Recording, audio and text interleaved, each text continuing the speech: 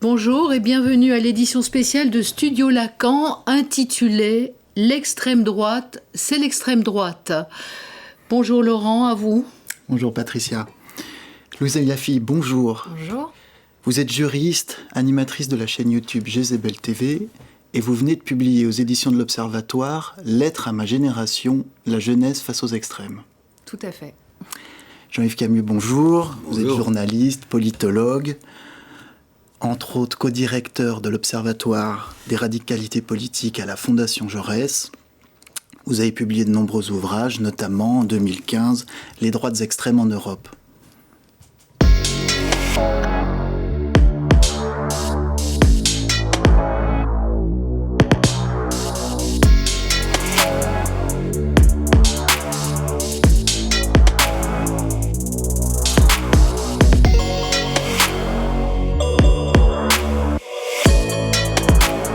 Alors, à vous deux, nous vous recevons à quelques jours du second tour des présidentielles, de la présidentielle, où un choix crucial est à faire pour les Français. Alors, selon vous, en quoi les deux projets qu'incarnent les deux candidats ne se valent pas ? D'abord à vous, Jean-Yves Camus. Alors, ne se valent pas, c'est un jugement de valeur. Moi, j'expose simplement la différence fondamentale et assez objective qui me semble exister. Nous avons du côté d'Emmanuel Macron un projet de société ouverte. Nous avons avec Marine Le Pen un projet de société fermée. Pas aussi fermé qu'à l'époque de son père, mais le programme repose tout de même sur cette différence fondamentale qu'elle veut inscrire dans le droit entre nous et les autres. Nous, ce sont les Français. Les autres, ce sont les étrangers. On espère que ce ne sont que les détenteurs d'un passeport étranger. Les Français devant avoir, selon Marine Le Pen, un certain nombre de droits ou de priorités, c'est la préférence nationale, qui, par exemple, les mettrait en situation d'avoir un accès prioritaire au marché de l'emploi, un accès prioritaire au logement social, d'avoir toute une série de droits sociaux que les étrangers n'auraient pas, ou qu'ils n'auraient en tout cas pas de la même façon, en cotisant par exemple à une caisse de retraite séparée. L'idée, du côté d'Emmanuel Macron, elle est tout à fait différente. Il avait déjà énoncé le clivage avant les européennes précédentes. C'était en fait les progressistes contre les mondialistes, ou les progressistes contre l'extrême droite. Il se réclame d'une société ouverte qui accepte le niveau supranational, par exemple celui de l'Union européenne. Il est pour une politique étrangère multilatéraliste. Et naturellement, il n'y a pas dans son programme une once de remise en cause des principes qui sont inscrits non seulement dans notre Constitution, mais qui ont valeur supraconstitutionnelle, c'est-à-dire tout le bloc qui dérive directement de la Déclaration universelle des droits de l'homme et du citoyen et des valeurs des Lumières. Nous reviendrons sur ce fameux principe de priorité nationale, d'ailleurs, que vous citez dans un article que vous êtes cité dans un article de la presse belge. Donc on y reviendra tout à l'heure. Alors à vous, là, que pensez-vous en effet de cette opposition ? Cette opposition, pour moi, elle est fondamentalement fondée sur la différence entre un programme républicain et un programme anti-républicain. Marine Le Pen a tendance à se dire grande défenseuse des valeurs de la République. D'ailleurs, il vaudrait mieux parler de principes républicains plutôt que de valeurs de la République. J'aimerais bien les rappeler, ces principes républicains, parce qu'on en parle toujours sans véritablement savoir ce que c'est. La République, et c'est l'article 1er de notre Constitution de 1958, elle est démocratique, elle est indivisible, elle est laïque, elle est sociale. Si vous prenez ces 4 caractéristiques, Emmanuel Macron est profondément plus républicain. Il l'a démontré, il me semble, ces 5 dernières années. Ça ne veut pas dire qu'il n'est pas critiquable. Bien sûr que si, il l'est, tout le monde l'est. Mais Marine Le Pen, elle, sous prétexte de se dire républicaine, en réalité ne l'est absolument pas. Elle propose par exemple une forme de démocratie référendaire qui n'a de démocratique que le nom. Elle propose par exemple d'inscrire donc cette fameuse préférence nationale dans la Constitution, alors même que il y a une contradiction juridique. C'est l'idée d'une démocratie directe de son côté. C'est pas tout à fait... Oui, alors on peut dire que c'est direct, ça c'est la façon positive de faire croire que c'est le pouvoir du peuple par le peuple pour le peuple, sauf que Marine Le Pen, c'est là où c'est très important, c'est qu'elle contourne à travers l'article 11 dont elle a dit qu'elle allait l'utiliser, l'article 11 de la Constitution, qu'elle allait inscrire ce principe de préférence nationale, qui est déjà lui-même anticonstitutionnel parce que contre le principe d'égalité constitutionnellement consacrée. Elle veut contourner en réalité des institutions démocratiques et toute forme de contre-pouvoir pour concrétiser cette proposition. Elle n'est absolument pas laïque, elle l'a montré en proposant l'interdiction du voile purement et simplement dans la rue. Je suis moi-même assez négative sur ce symbole. Le fait est que ma laïcité m'empêche de vouloir l'interdire purement et simplement. Son programme social n'en est pas véritablement un. Et elle est en réalité tout ce que l'anti-républicanisme peut être en réalité. Bon, très bien. Alors, à Jean-Yves Camus, vous avez soutenu l'idée que le Rassemblement national, tout comme le Front national, dont il est l'héritier, adoptait une politique qui lui fait désigner l'ennemi, là où ses concurrents désignaient l'adversaire, ce qui suppose évidemment la mise hors de nuire de celui-ci, voire l'ennemi à abattre. Alors qu'en est-il aujourd'hui ? Qui est l'ennemi désigné ? Y en a-t-il plusieurs ? L'élite, l'étranger ? Qu'en pensez-vous ? Alors cette différence entre l'ennemi et l'adversaire, elle est fondamentale, parce que dans le débat démocratique, la pluralité des opinions est admise, et celles et ceux qui ne pensent pas comme vous sont ceux qui vous ont précédé au pouvoir, ceux qui, si les citoyens le souhaitent, vont vous succéder au pouvoir un jour, et ceux avec qui vous discutez la loi dans l'enceinte du Parlement. Ce sont également vos concitoyens, c'est-à-dire des gens qui ont les mêmes droits et les mêmes devoirs que vous. La conception de l'ennemi, évidemment, je ne vais pas vous faire un cours sur Carl Schmitt, mais quand on a une conception schmittienne du pouvoir, et il y a autour de Marine Le Pen des gens qui sont profondément imprégnés des théories schmittiennes, on a tendance à considérer qu'il existe un ou des ennemis dont l'État a pour rôle de les circonvenir. Si les choses se passent bien uniquement juridiquement, si les choses se passent mal, c'est tout le problème de la responsabilité de Carl Schmitt dans le national-socialisme, si les choses se passent mal, eh bien, on glisse très très vite, effectivement, d'une politique de mise à l'écart juridique à une politique de suppression des individus, d'élimination des individus. Je ne veux pas dire que Marine Le Pen est dans cette optique-là. Il n'empêche qu'elle pose des couples binaires. Et d'ailleurs, je pense que le président de la République n'a pas bien fait, lui aussi, de rentrer dans cette logique du couple binaire. Il y a donc les patriotes, dit Marine Le Pen, et il y a les mondialistes. J'ai personnellement un attachement très fort à la patrie, mais je considère qu'elle ne s'incarne pas, mon patriotisme ne s'incarne pas dans les idées de Marine Le Pen, et elle n'est pas propriétaire de la notion de patriotisme. Donc il y a, si vous voulez, sitôt que vous définissez le monde avec deux catégories et uniquement deux catégories, il est évident qu'à un moment donné, la catégorie dont vous vous réclamez est là pour vocation d'empêcher les autres d'exercer leur capacité de nuisance. Pour Marine Le Pen... C'est le eux et nous, en fait. Mais bien sûr, pour Marine Le Pen, ceux qui sont des cosmopolites, des élites mondialisées, des mondialistes, etc., sont des gens dont le projet est nocif. Si leur projet est nocif, c'est évidemment le rôle de l'État, tout en respectant, on peut l'espérer, les bases du processus démocratique, au moins dans un premier temps, de les mettre hors d'état de nuire. Alors, qui sont les catégories nuisibles ? Eh bien, ce sont de plus en plus les élites. Ce sont de plus en plus les élites ou élites mondialisées. Les élites, c'est en fait un corps très vaste de gens qui sont en position dominante, comme aurait dit Pierre Bourdieu, ce qui peut être une domination via le capital culturel, une domination via le capital économique, une situation dans la hiérarchie sociale. Les élites, ce sont pêle-mêle les décideurs du monde économique, les hauts fonctionnaires, les politiques, les journalistes.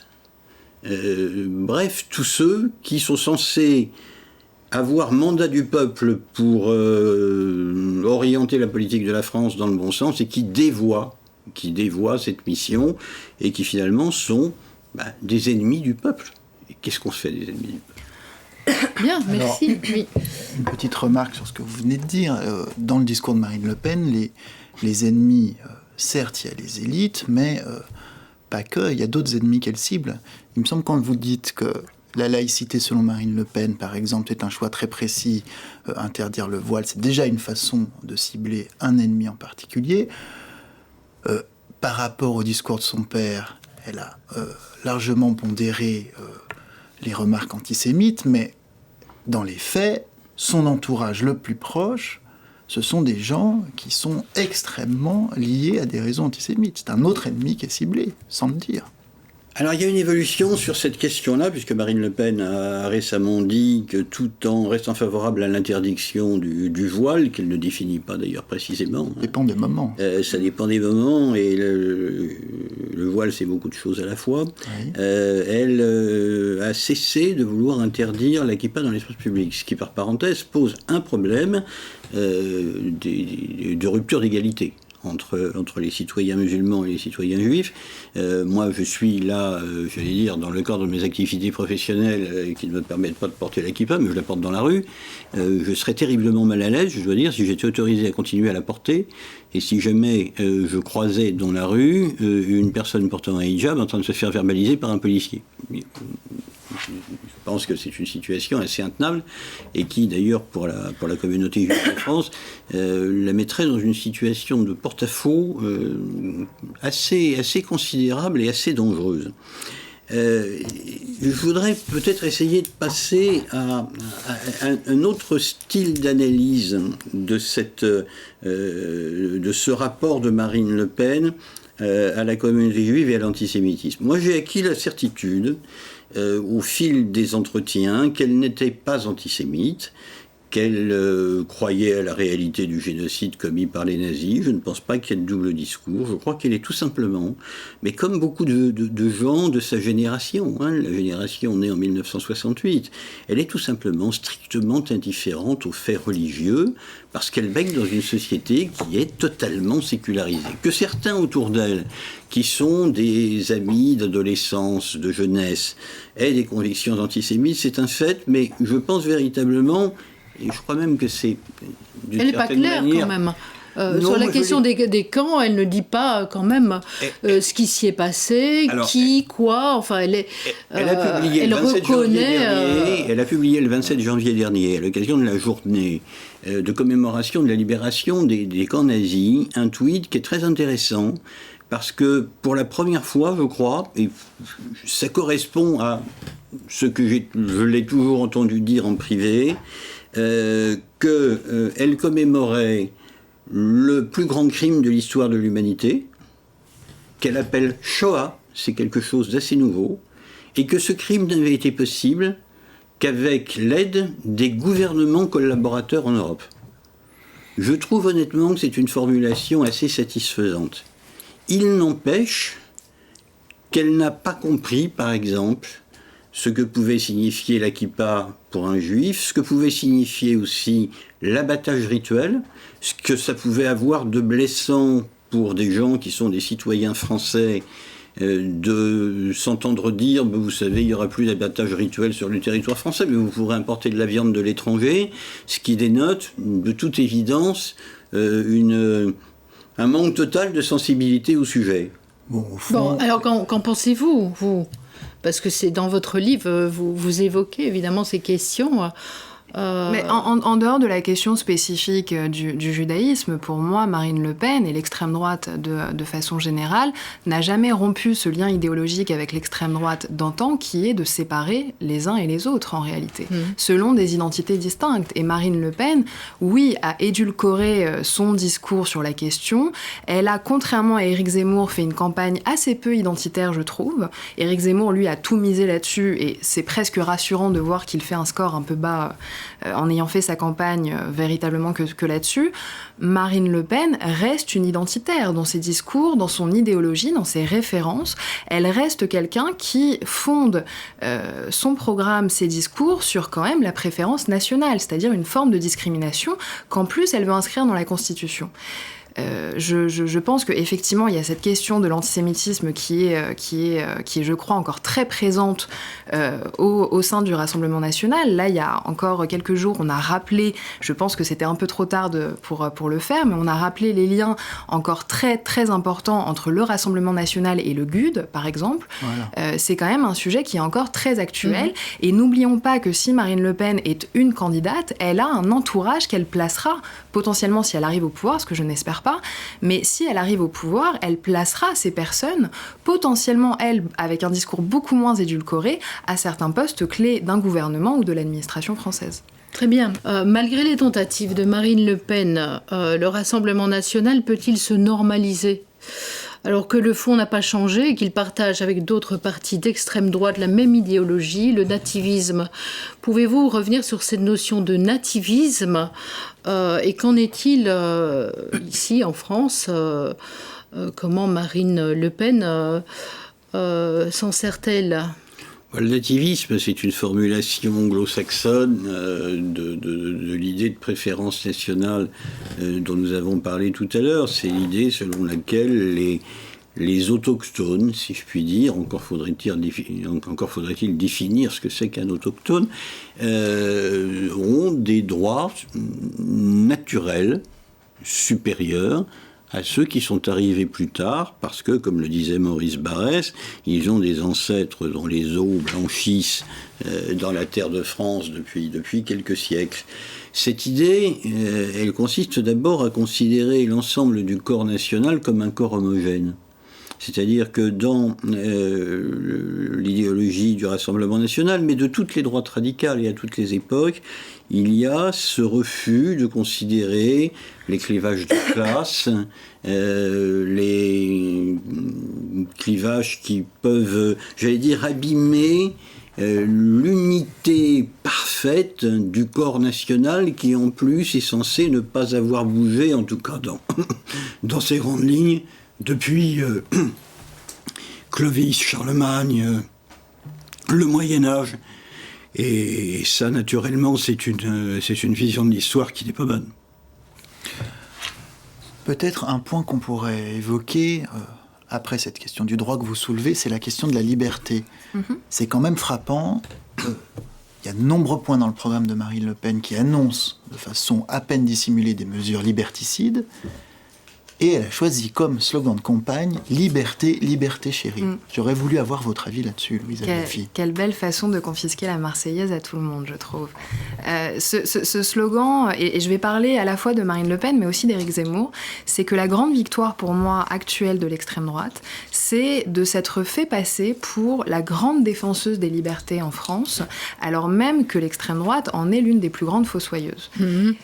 On a par exemple Marine Le Pen qui effectivement choisit ce slogan, issue de la Marseillaise, liberté, liberté chérie, alors même que, on le disait tout à l'heure, elle a effectivement des propositions plutôt liberticides. On a un Éric Zemmour qui, lui, s'est présenté comme un peu le parangon de la liberté d'expression en France, le politiquement incorrect, soyons libérés, disons absolument ce que l'on veut, en confondant allègrement liberté d'expression et libération de la parole haineuse. Et il y a véritablement cette confusion entre qu'est-ce qu'une liberté et qu'est-ce qu'une mesure liberticide. Et je pense, mon sujet en l'occurrence dans mon livre, c'est les jeunes, et c'est comment ce discours vient apporter une sorte de confusion dans l'esprit de jeunes qui sont forcément vulnérables par leur âge, qui sont vulnérables aux meilleures idées comme aux pires, et qui vont croire que c'est ça la liberté. Par exemple, chez Éric Zemmour, ah oui, la liberté d'expression absolue, c'est merveilleux, c'est un modèle. Non, la liberté d'expression en France n'a jamais été absolue, parce qu'il y a quelque chose qui s'appelle le respect de l'ordre public. Donc elle est forcément limitée par ça. Ça, c'est notre modèle de liberté à la française.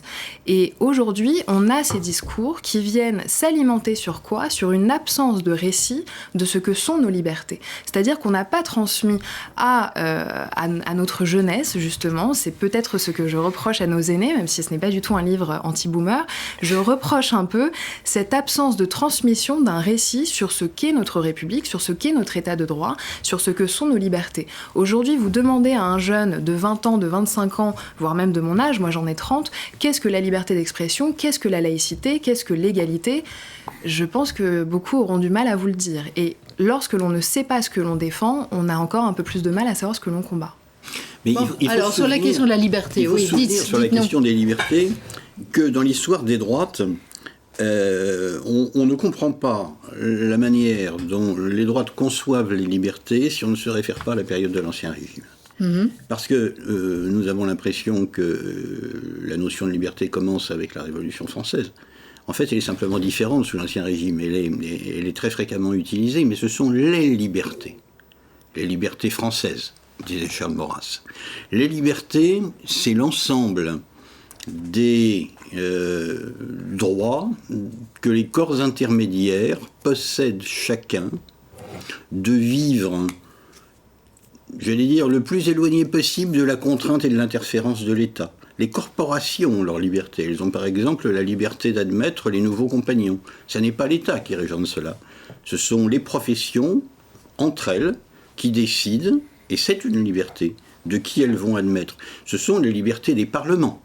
Ce sont les libertés régionales. Liberté associative. Ce sont les libertés des villes.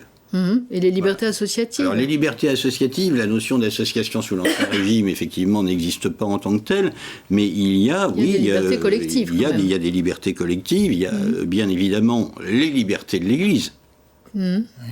Et en fait, dans l'imaginaire de droite, je crois, est toujours restée cette idée que la liberté, ça n'est pas simplement la liberté républicaine, mais aussi ce droit de vivre comme on l'entend, sans que l'État Moloch s'approche le moins du monde de vous. Et c'est pour ça que Marine Le Pen a entamé, il y a déjà plusieurs années, une grande campagne disant « Attention, ces gens qui se présentent comme des libéraux sont en fait des liberticides ». Elle avait commencé au moment du vote de la loi, du vote par le Parlement européen, de la directive sur le fichier des passagers aériens.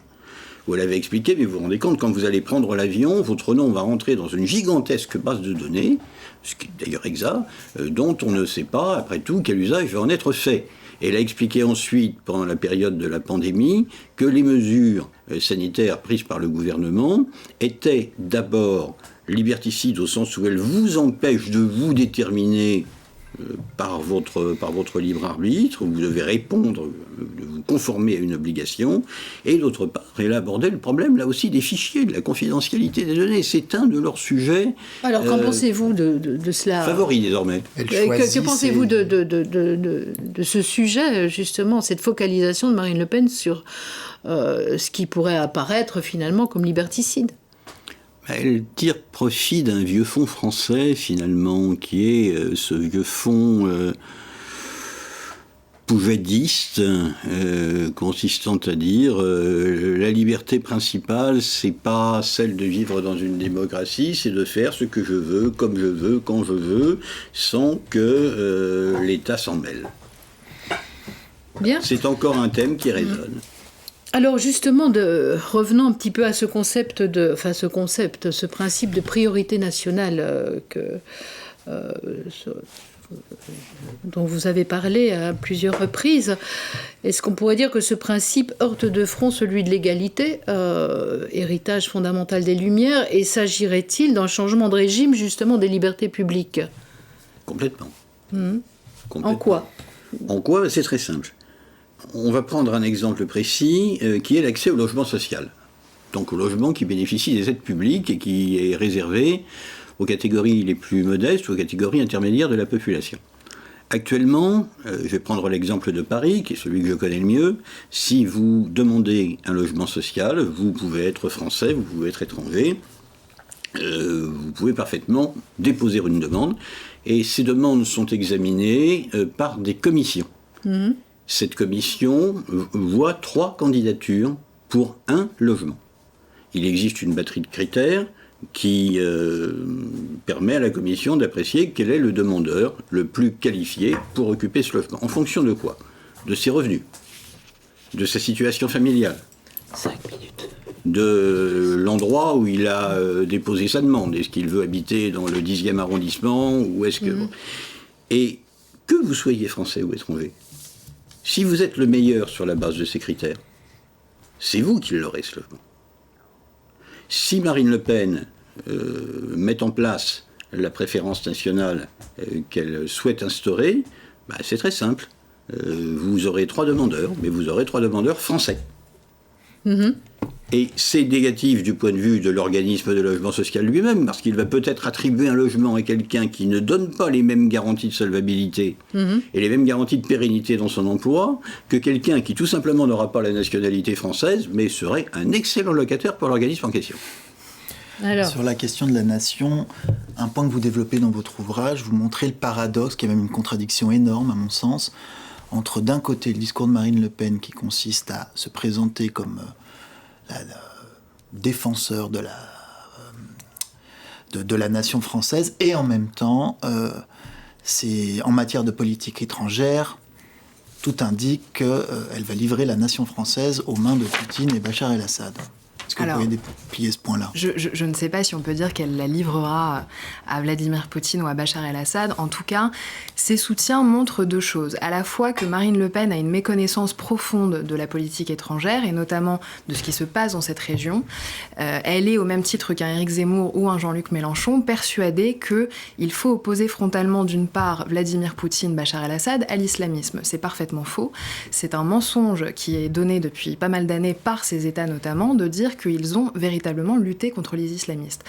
Vladimir Poutine, je le dis, a véritablement tué bien plus de civils syriens qu'il n'a tué d'islamistes de Daesh. Bachar el-Assad, au même titre que tous les dictateurs arabes de la région, qui sont soi-disant de grands laïcs, ont énormément contribué à alimenter la force de Daesh sur place. Ils l'ont fait eux-mêmes pour créer un ennemi pire qu'eux, en réalité. Ça démontre une certaine méconnaissance de la part de Marine Le Pen.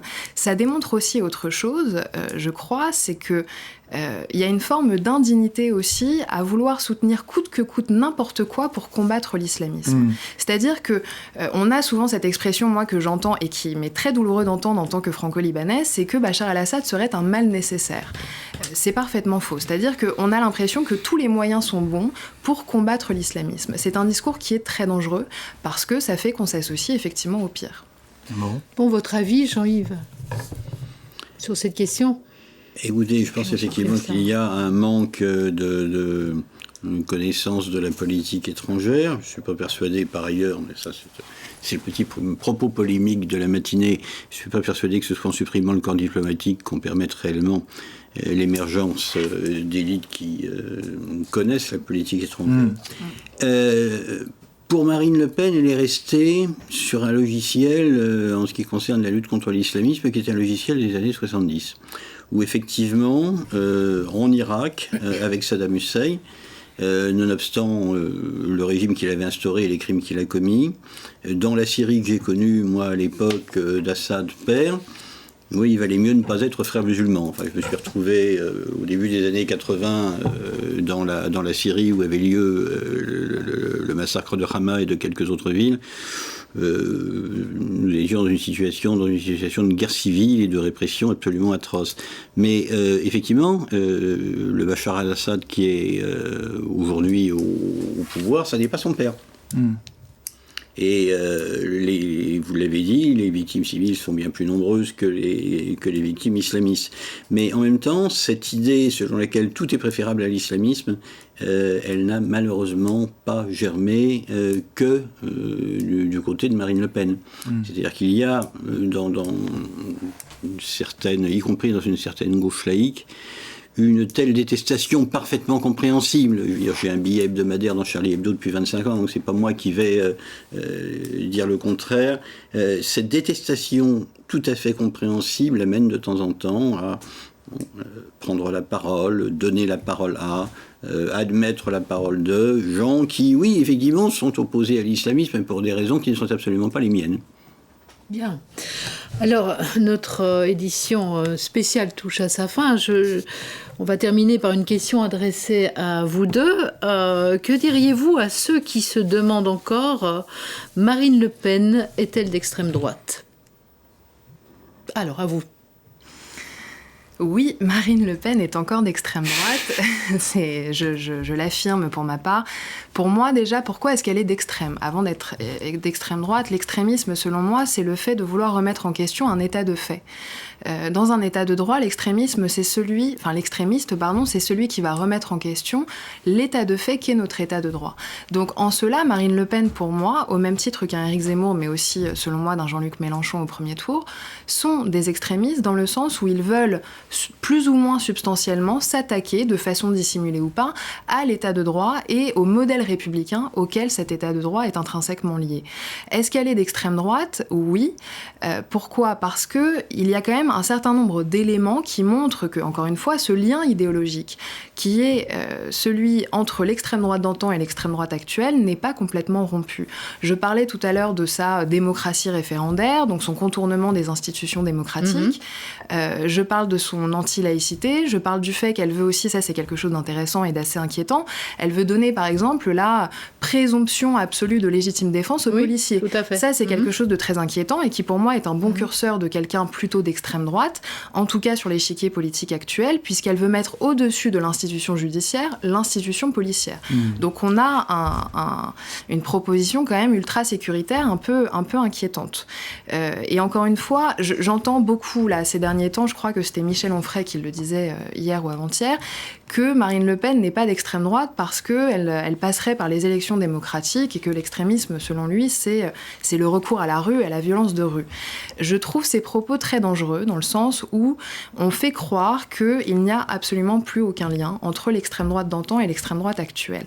Les deux ne sont pas la même chose, le lien existe encore et le fait de renier cela légitime le vote, et je le dis dans mon livre, de jeunes notamment qui, de par leur âge, sont très éloignés de cette histoire et qui se disent « c'est bon, ça n'est plus l'extrême droite qui raflait des juifs, je peux voter pour Marine Le Pen ». Donc vous appelez une sortie de l'absentéisme. Comment ?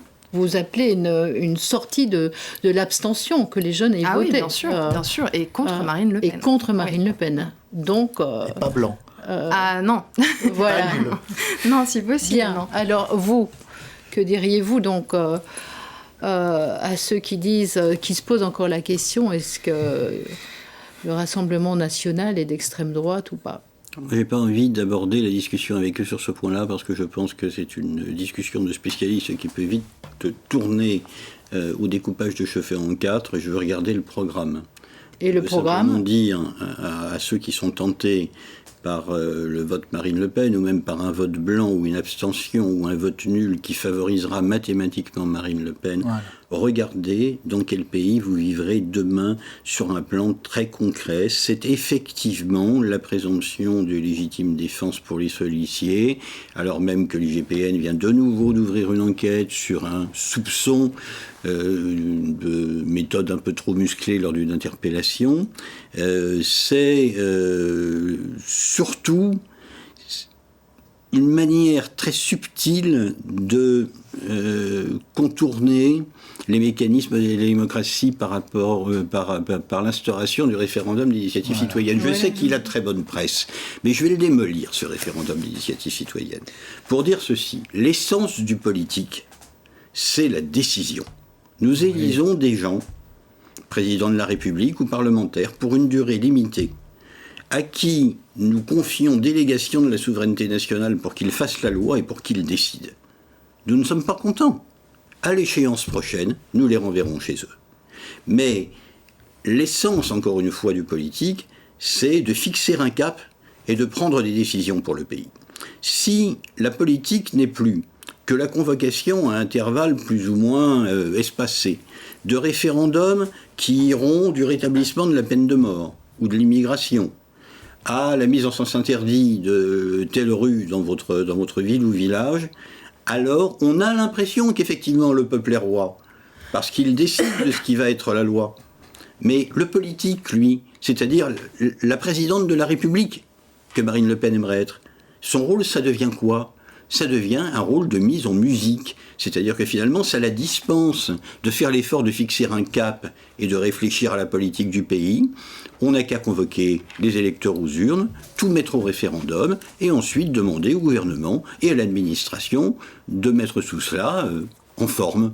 C'est ce qu'elle veut faire sur l'immigration, d'ailleurs. Oui, mais c'est pas ça, la démocratie. En disant, voilà, c'est pas moi, c'est le peuple qui... Oui, mais c'est pas ça, la démocratie. La démocratie, ça consisterait à ce qu'il y ait un débat sur l'immigration au Parlement qui décide pour, par exemple, la durée du quinquennat d'une politique d'immigration. Et si cette politique d'immigration ne plaît pas aux Français, eh bien, ils auront tout le loisir d'ici 2027 et en 2027, de renvoyer à leurs occupations celles et ceux dont la politique ne les satisfait pas. Très bien, donc allons voter contre Marine Le Pen. Bon, cette édition spéciale touche à sa fin. En ce qui nous concerne, donc le studio Lacan poursuit ses émissions hebdomadaires le samedi.